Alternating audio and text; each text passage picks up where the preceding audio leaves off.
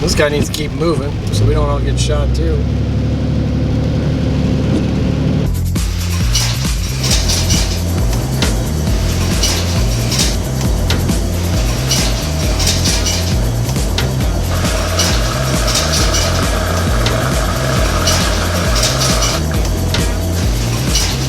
Hear that? That's the sound of money. You wanna know what the sound of money is? That's it. Ching, ching, ching, ching, ching. Ching, ching, ching, ching, ching. Welcome back to the Fallen Kingdom. Don't forget to subscribe. The three things this guy originally asked was, for this video, was how I find my financing and what I do, how I find the deal, and how much a laundromat's really gonna cost you. Now the last question this guy asked, How do you find a lender? which is a popular question. How do you find your bank, your place you're going to get your loan? What I look for is a small bank. I look for a bank that's not the big guys. If you're just getting started out, I look for a small bank in your area that you trust. And I go tell them what I'm trying to do. And I take in a little bit of, maybe a page or two of who I am, what I got going on. And then the other part of it on that page, I'll put in my profit and loss for my other properties I have, my income statement. And you don't have to go in with a book, resume. Dress nice, treat them with respect. They might tell you no. You might have to go to another one. I had 3 tell me no before I hit the 4th one. Actually, 2 told me no, and then I went to the 4th one. And the 3rd one was okay, but I was kind of scared of what they wanted to do financially. And it's good because they got caught up in all that 08 debacle, and it was kind of a bad deal.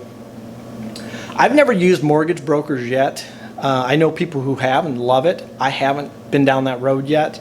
I might be in the future here with the deal I'm doing down south. Nothing wrong with that either. As long as you know your terms, you know your contract, and you know what you got to do to meet your obligations, that's all that matters. You know, not knowing what that paper says is the scary thing that people do. So I use a small bank. Now the bank I use will give me anywhere from $1 million, maybe to a $2 million loan. That's the max they'll do. Anything bigger than that, they're a little scared of. And that's fine. I mean, that doesn't bother me. I've never planned on getting that high yet. Most of my properties are pretty cheap. They do generate a lot of income, which is great. So that's what I would look for if you're in an area and you're having trouble with other financiers you don't like. Find a bank you trust, or a banker, you know. Not all of them are good either, you know, but I found one that was really good. He happened to go to the same college I went to. He's towards the end of his career, which is kind of cool because he's kind of like mentoring me a little bit with some stuff. And I ask him questions all the time. I'll actually, when I'm depositing money in his bank, I'll go in and say, hey, I got a question. And I just bend his ear because that's a lot of knowledge there for free. And when you can get knowledge for free, that's amazing.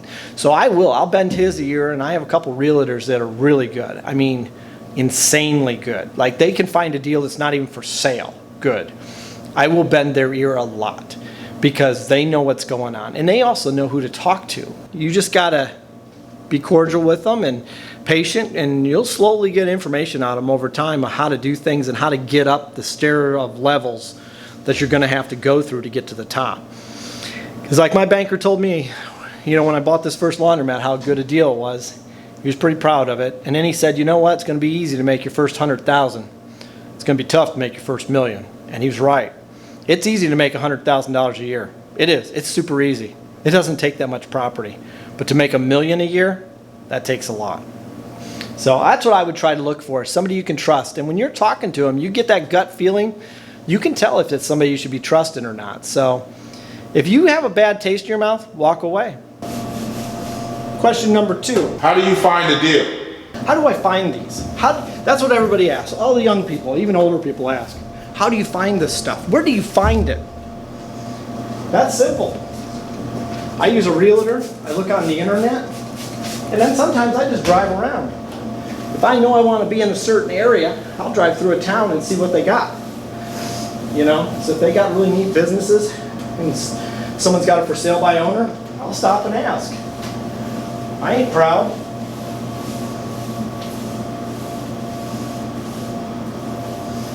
But that's how I go about it. And a lot of times realtors will have these listings. It's just, you say, well, the good ones get snapped up right away. Not necessarily. This laundromat here, my realtor sent it to me. I made an offer the next day. Within 3 hours of that, the owner accepted the offer, and we were in contract. Now, literally right behind me was like 10 other offers because people knew it was a good deal. Like, I was like literally lucky as hell. There's no skill. It's not because I'm a whiz investor. I just knew when I was looking at this place, it was a hell of a deal. And I told my wife, we got to get it. I don't care if the laundromat makes money or not. This is a good commercial property. Worst case scenario, we don't make any money at the laundromat. We'll rent the place out or turn it into indoor mini storage or something, or apartments or something. This is a good deal. We're not really paying for either one of these businesses, whether it's the property or the laundromat. We're not paying for either one. So we need to jump on this. And we did. And it scared the hell out of us. But right behind us, like I said, there was 10 other offers. And they were a lot higher, and the asking price they were asking for this place was $135, $138. And people were offering more. It's just she took my offer before she had a chance to realize what was going on. The other part of that was that she was upset. She hated this business. She didn't like it. Her husband ran it, and her husband died. And she had a cleaning lady who was actually changing it out and doing all the work. And she was robbing her blind. And she thought this cleaning lady was great. She even referred her to me. And I'm like, I ain't hiring you. I have a totally different partnership going on with this. I don't need you, but thanks. She got upset. And she actually came in here and started belittling customers and telling them how much the new owner sucked and all this other stuff. And we figured out why, because she was losing all that money she was stealing. She wasn't just making so much an hour from this lady. She was making a lot of money. And we just literally cut her legs right off.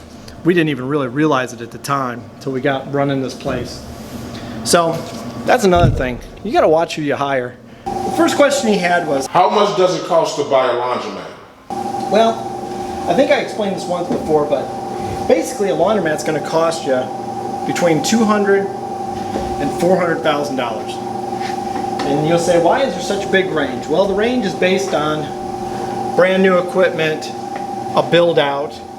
And when I mean a build out, if you go to a retail space from somebody, you're going to have to make it into a laundromat. So they're going to have to do a lot. You're going to have to do, or they're going to do a build to suit.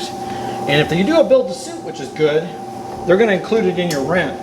So you're going to pay a little higher rent because they just spent buku money making you a laundromat. Because they're going to have to put islands in, like this thing that I'm washing next to. This is a bulkhead. And this bulkhead is where all your plumbing and electrical is. They're not cheap. Now I build my own now because I learned after the second laundromat that really there's nothing to them.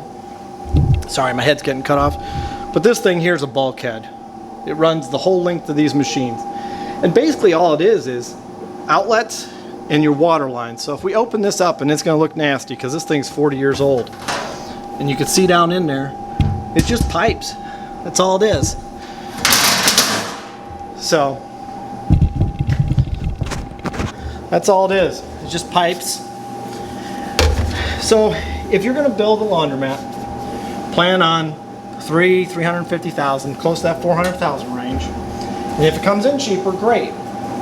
Now, I've seen some videos where they tell people that you're not going to make a lot of money right away because of your costs. Well, it's kind of true, but if you get your loan spread out and you don't get in it too deep and you do some sweat equity where you let them help you install the machines, or you get machines at a discount because they're repos. I've gotten repo equipment. Speed Queen. The other thing you want to watch out for, in my opinion, now this is just my opinion, and you could say I'm wrong and say I'm an idiot, but Speed Queen will finance you. They'll finance you right into a hole. And what they'll do is they'll go, you know, for so many months you don't have to make a payment. That's great and everything, but what happens is as you own your laundromat, you start to realize some of your costs are higher than what you think they're going to be. Like your sewer tax, your water bill, your electricity, your gas. And so these guys finance you, and then guess what? In 6 months, you're going to have a little bit of a shock coming because you're going to have a big payment to make. So unless you're really good at saving money, and a lot of people aren't, you're not going to have the money to pay that bill. And that's what happens, these guys. And that's how they get behind. And then they give you the service charge, or they give you then you get the fee for not paying your bill on time. Then your credit rating goes down.